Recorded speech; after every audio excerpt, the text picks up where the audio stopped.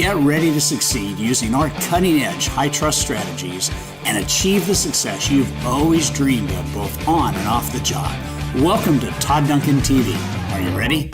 Hey gang, TD coming at you, episode 25. We are heading into the end of the year, and I wanted to lay down some thoughts on what I think probably happens with most of us as we head into the end of any given year, kind of evaluating how the year has gone, the ups and downs, the good, the bads, the moments of greatness and the moments of sheer wipeouts and challenges. I think we all kind of face the good and the bad of this thing called life, and trying to tame it and trying to get it organized and then trying to keep it there is it's exhausting, right? And so as I kind of record this episode, just know a couple things. One, I find myself right now in the midst of trying to reconcile life's priorities and really trying to juggle the amount of initiatives and demands and drains on time and running a business and being a dialed-in dad and husband and staying healthy and in great physical shape. I mean, it's an enormous process to take this thing called life and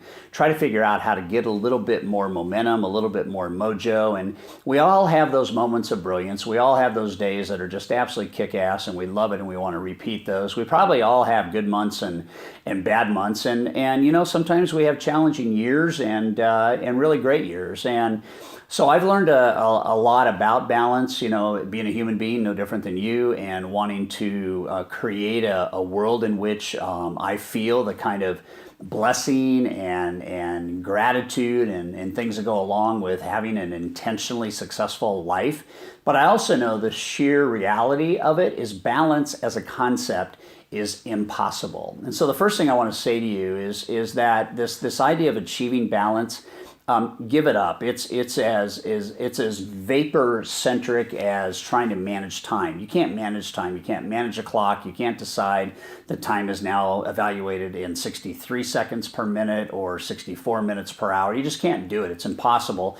This idea of balance, meaning that you arrive at a point where you have equilibrium, that you're not going left, you're not going right, you're not going forward, you're not going backwards. You have arrived.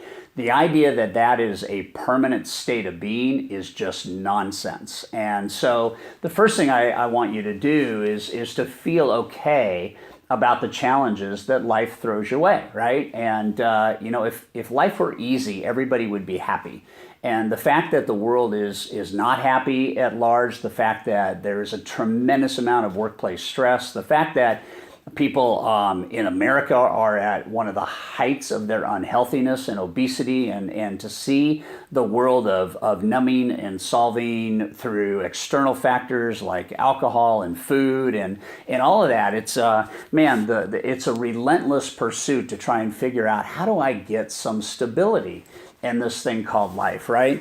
And so I'm fresh off a trip to Miami, just got in about 70 hours ago from 5 days in South Beach, and 2 of those days were dedicated to kind of hooking up with my elite group. These are 24 individuals that commit to being in a high-performing group for a year, and they invest a lot of money and time and energy to figure out, what are the best practices of people that do business really, really well. And it's interesting when you peel back the layers of the onion and you get kind of into the soft part of what every human being has, which is the heart and soul of connected conversations. Most of them, if not all of them, are experiencing a level of personal challenge at some kind of level that takes the spotlight off of business and it puts it on, what should I do? What should I do with me and my personhood? What should I do in this relationship? What should I do with this unexpected health issue? What should I do with this, that, or the other thing, right? And so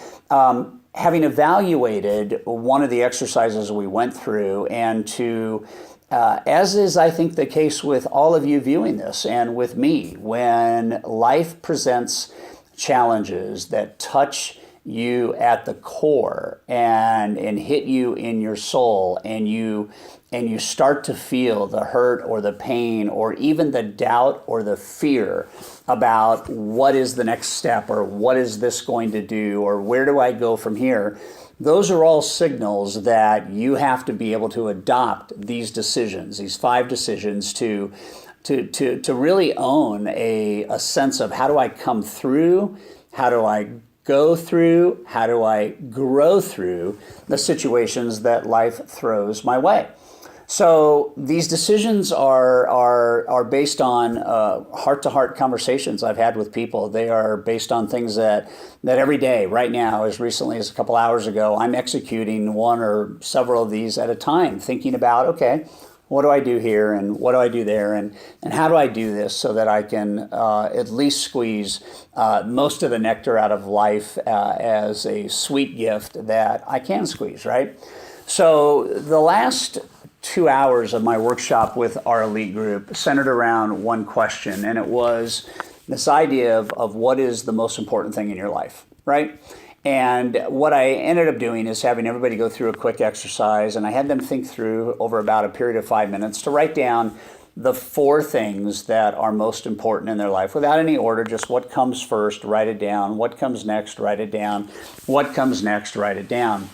And I had experienced this at a mountain retreat recently with a bunch of my guy friends, and we were around a campfire and we're having this conversation about, what really matters most. And the guy, my friend Rick, was leading us through it, and we wrote these down, and we each had 4 pieces of paper. Each piece of paper had one of these areas on it that was most important.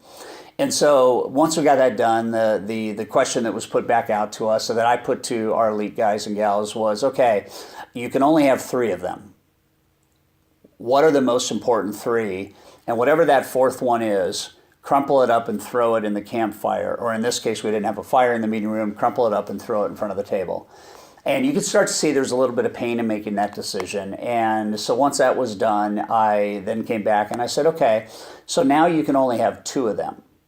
And you started realizing, as I looked around the room and as I had done the exercise months earlier, you started to realize what was starting to happen, right? And so people crumpled it up, and up in the mountains we threw it in the fire, and here in the room they threw it in front of the table. And so they only had 2 left, and I paused for a moment, and then I looked at everybody and I said, okay, you have to choose of the 2, the one that is the most important thing to you in your life. And you could hear the groans, and honestly, within about 60 seconds, I could see some tears on a couple of the people's face, and I gave them just a little bit longer to think it through, and within a couple of minutes or so, everybody was holding on to the one thing that was most important to them. And I tell you this exercise because what we then did is we went through the room and asked how people arrived at the number one thing. And just for sake of clarity, it doesn't mean that number 2 isn't important. It doesn't mean that number 3 isn't important. It doesn't mean what was that 4th one, the first one to go, was not important. What it means is that there is, for most people, a gap between what they really value in life and how much of it they're getting, and really maybe even moments of guilt and shame about not focusing on the areas that they know internally are most important, but because they're living in this world, they either mask it or they cover it up or they pretend that things are actually going better than they are. Case in point is in a recent get-together, a person in the get-together, this is different than my South Beach experience, but this individual was having conversations with my wife. And we had the conversation later, my wife and I, about what was really on this guy's heart. And we found out about a week later that what was on his heart and really what he was saying to another small group that we work with was entirely different. It was almost as if there was this pressure to pose or to pretend that something really awesome was happening, when in fact we know, based on his conversation with my wife, that it wasn't happening, right? So the last thing I want to do in this video is tell you that life is easy, and the thing that I will not say in this video is you can have it all. I think that is a myth. I think you can have more of what you want, but I think you have to follow these 5 decisions or you're not going to get it. And I can also tell you that what brings you pain in your life, oftentimes you can control, and by not controlling it, you will have more pain. And so I would ask you to be really mindful of these decisions and how they set themselves up with you to make the kind of clear choices in life that give you a bigger sense of having some some reality around things are working, and then really having the infrastructure to deal with things when they pop up that you would prefer not being a part of your current reality, and whether you can fix it quickly or not, and whether it's something you can control or not. Those are all choices that you get to make as you follow these five decisions. Okay, so let me jump into these. And again, the framework behind this is life is never balanced. The framework behind this is you can never stop moving. In the purest sense of balance, think about the high wire, think about somebody at the circus act staying on that wire. They're always doing something, right, to try and create this kind of balance so that they don't fall off. And whether it's the balance pole that they use, or whether it's their hands, or a combination of those things, kind of what we're talking about.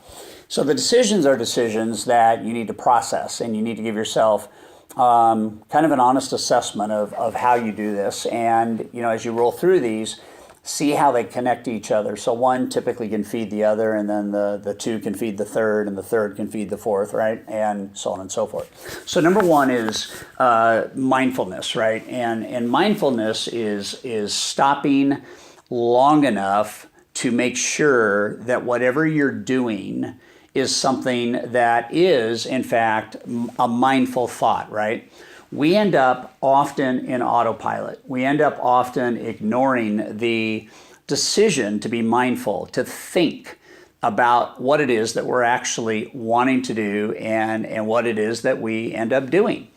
And when we lose our mindfulness about a decision and how we allocate our time to something that's asking for our time, or we allocate our time to an activity that might be pressing in on us, or we allocate our time to a relationship that up until this point in time, we've always had some doubt on why we're involved in this relationship in the first place. To not be mindful is to set yourself up for a domino effect that really takes you off course. And so one of the keys to having more balance, again, you're never going to have it all, but one of the keys to having more balance is mindfulness. I guess another word to echo what mindfulness means is to be present, right? To be kind of aware of what is going on, and to really begin to kind of assess that a life that is more balanced is a life that has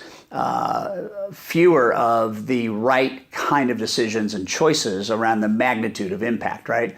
So if health is one of those areas that's pressing in on you, mindfulness is about what you're doing and not doing, and being aware and being present about what you're doing and not doing. That it just sets up the four other decisions, right? Because the mindfulness is what sets the stage for everything you do and all actions that follow. And so this is a real important state of kind of being and thinking, so that you can be process oriented around, what do I say yes to? What do I say no to? Right? So mindfulness is one of the decisions. And how can I start to be mindful of, again, everything that might be pressing in on me, and or every decision that I have to make? Number two is you make the decision to be intentional. And by that, what I mean is that everything you do has a intention behind it. What am I intending to have happen as a result of the choice I'm about to make? You can just for a moment pause on this and think, wow. To stop long enough to be able to think about, the intentionalness of a decision or an outcome, to me, is one of the great accelerators in achieving balance. So when you think about this, it's what actually is the outcome I'm looking for, right? And if it's in a relationship, what am I looking for? If it's in an act of service, what am I trying to accomplish? If it is in a piece of marketing, what's the intention of this? What am I looking for as an end result? If I'm not intentional, listen carefully to this, I have no basis on which to measure. If I'm not intentional about what I eat, I have no basis on what to measure my weight to, right? If I have no relationship between some type of workout routine and discipline then I have no measurement of why I may or may not be feeling the kind of health that I'd like to feel. So what is the intention? So being mindful, being intentional, key ingredients. One is kind of being present, and then the other is looking to the end. What is actually the end result I'm looking for? The third decision is to be purposeful. And to be purposeful is to really ask, beyond mindful and beyond intentional, purposeful is, why am I doing this? I need to have presence, I need to have awareness, I need to be thinking, I need to be intentional about what would I like to achieve. But in order to maintain a sense of focus and a sense of kind of normalcy as you go through, you have to ask and then answer the question, why am I doing this?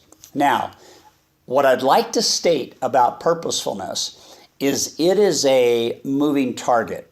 In other words, what I'd like to have you begin to feel is purposefulness is a lot like the guy or gal on the high wire. It is the constant kind of movement that allows you to stay the course.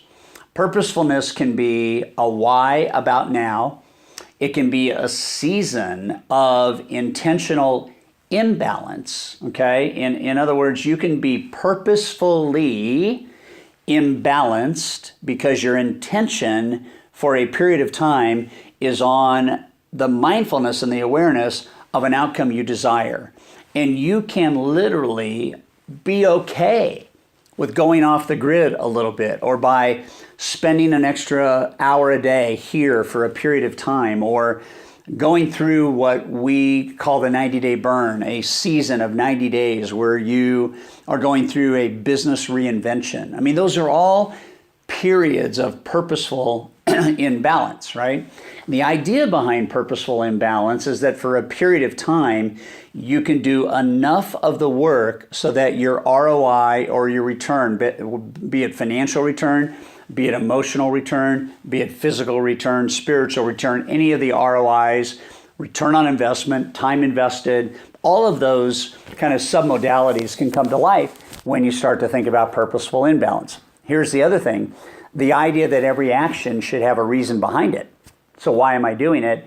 Then starts to filter through less things that you actually implement that have higher impact. You'd be blown away by how much time you spend in areas that you haven't really discovered, why am I doing this? And you do it anyway because it's that autopilot effect.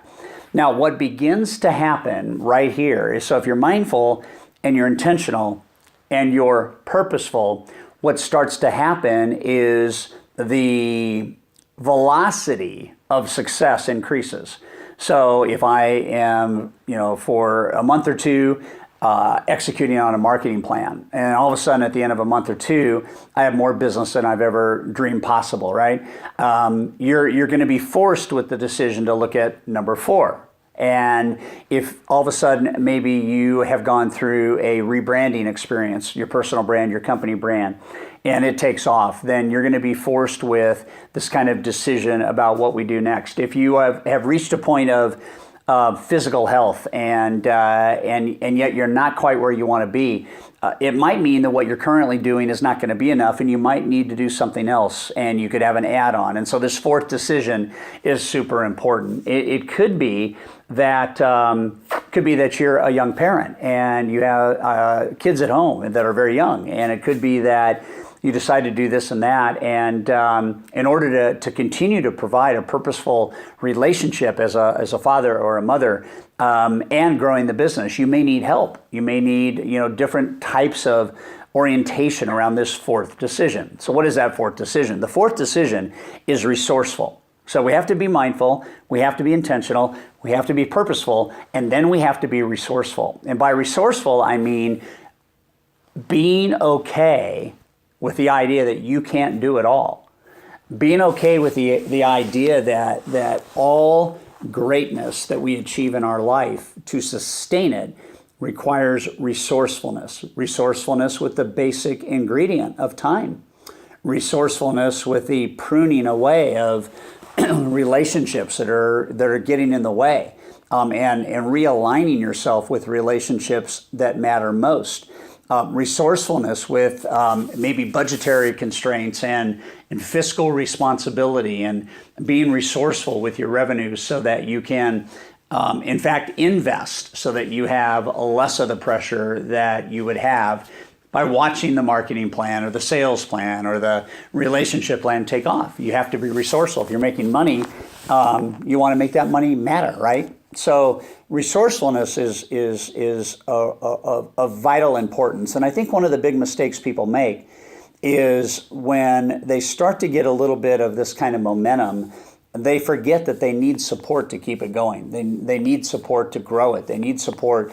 And so part of what gets in the way of being resourceful is you have the mindset, which I think also is a negative behavior, that you have to control things. You have to keep controlling what's happening to, in fact, experience more and more greatness, when in fact you really don't. One of the great joys is to have people so empowered as part of your resourcing solution that you don't have to overmanage that. You don't have to be overcommitted to making sure everybody does it exactly right? That obsessive behavior can really destroy whatever sense these 4 decisions give you in having more balance in your life. And then I think, so mindfulness, intentional, the idea of purposeful, the idea of being resourceful. I think the 5th is not only a decision, but I think it's an outcome, right?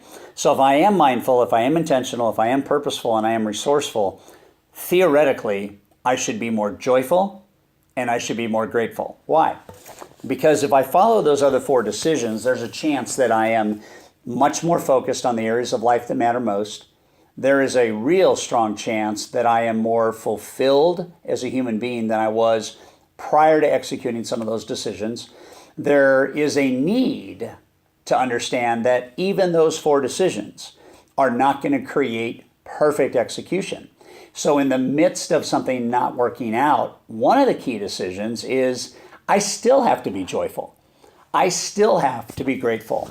And when you think about just making joy the centerpiece of why you are on this earth, and trying to find the joy and gratitude in every moment, good and bad, right? It's easy to celebrate how good we feel when stuff works. But it's even more important to figure out how I can be grateful for the seasons or the moments in which stuff doesn't work. I think one of the great ideas here, and it's been coined for centuries, right? But I had a client actually who's the CEO of his organization, and he said to 60 leaders a week ago, he said, failure is not a word in our vocabulary. It's just not a word that we're going to talk about. We are going to talk every time an outcome occurs, whether or not it's the outcome we wanted. And if it's not the outcome we wanted, then it's a gift. I mean, think about that for just a second. Think about the fact that it's okay to communicate and create a culture around the idea that in my desire to be mindful, intentional, purposeful, and resourceful, every failure is actually a gift wrapped with a bow as a lesson on how not to do it. And you think about that, and you think about everything then. If it's good, we have to be grateful, because that grateful spirit keeps us grounded. And if it's something that didn't work, we have to be joyful, because we have successfully figured out that it doesn't work that way. And we have to go on to the next way, or a new way, or a different way. So it's tough. It is tough to have any sense that there's a permanent reality called balance. And we should not pursue the final act of achieving it. And the reason is because it's not sustainable. And one of the gifts, hopefully, that I'm going to give you right now is the sooner you realize it's not sustainable, the better off you're going to be. Is there anything wrong with pursuing it? Absolutely not. Is there anything wrong with going for more joy in life and a more grateful experience? Absolutely not. But I can wake up every day wanting to be more joyful. But if I'm not mindful, intentional, purposeful, and resourceful, I won't get it. So the recipe, the 5 decisions is the recipe. And so you have permission to every day know, as John Wooden said, that you can take the canvas and you can decide today on how to make that a masterpiece. You can decide before you hit the streets, leaving your house. You can decide in the first hour or two when you awaken, how am I going to be mindful, intentional, purposeful, resourceful, and grateful and joyful today? My friend Brian Frazier was shot and killed in Las Vegas, Nevada on October 1st, 2017. He wasn't planning that day to lose his life. His wife wasn't planning on losing her husband. His 4 kids were not planning on losing their dad. All of his borrowers and clients were not planning on losing their mortgage advisor. I was not planning on losing a dear friend. But I have to tell you that as I look back on Brian's life, one of the things that he was very mindful, intentional, purposeful, and resourceful around was how he spent his day. And he developed routine and he developed a rhythm around his 4 a.m. wake up and what he did in those first, 30 minutes to set the stage for the day, and what he did to study his faith before the world kind of woke up, right? And what he did to set the rhythm for the day so that he could be intentional about how he used his time, and then the balanced blessing of how that time can be allocated in some percentage to clients, in some percentage to himself, in some percentage to his family, and obviously in some percentage to his faith and fitness. That's a life that's intentional. That's a life that's mindful. And what's really interesting is the fact that he got taken out way too early at the age of 39, and the fact that he lived his life the way I just laid it out. Can you imagine the impact that his family has experienced because he was intentional and mindful and purposeful and resourceful? And to not know when that moment happens, to know that dash, by the way, great book, The Dash, you should buy that today from simpletruths.com and read it before January 1st. The dash is the time between when we come into this place and the time we leave this place, and what you do in between. The moment you can be more intentional and mindful and purposeful and resourceful, maybe it's at the age of 10, maybe it's at 12, maybe it's at 19, maybe it's at 26, maybe it's in your 50s and you're still learning how to be more intentional. The fact that you can pursue that at any stage of the day, at any stage of life. My dad's intentional at age 90, soon to be 91. He's intentional about how he spends his time. And you can argue that, at 91, you're just trying to stay alive. Well, maybe you are, but you also want to be purposeful. And what he does every day to nurture his faith, what he does every day at 90 to handwrite cards to his sons, what he does every day to make a phone call or to see if a dinner can be had, or to make sure when we're together as a family that he imparts wisdom, mindful, intentional, purposeful, resourceful, and at the end of the day, joyful and grateful. So I hope this lesson is impactful for you. I hope that at the very least you sit down and slow down over the next 4 to 6 weeks and really assess, where you're at and where you want to be. And I hope that you write these 5 things down somewhere. Maybe it's in your office, for the year. Maybe on your desk in a frame is, am I mindful, right? Intentional, purposeful, resourceful, joyful, and grateful. And if that's your checklist every day, I promise you one thing, you'll have a greater sense of balance. You'll have a greater sense of fulfillment. And when you feel that way, you'll have more joy and gratitude. And what that does is it fuels your desire to be more of all those other things: mindful, intentional, purposeful, and resourceful. Okay? So if you like this, share it with a friend. We're grateful for you being part of our High Trust tribe, and whatever I can do to continue to serve you, just let us know at info@hightrust.com, and we're here for you. So have a super, super blessed end of the year. We'll keep going each and every week, giving you an episode to help you live the life and business of your dreams. Thanks for watching.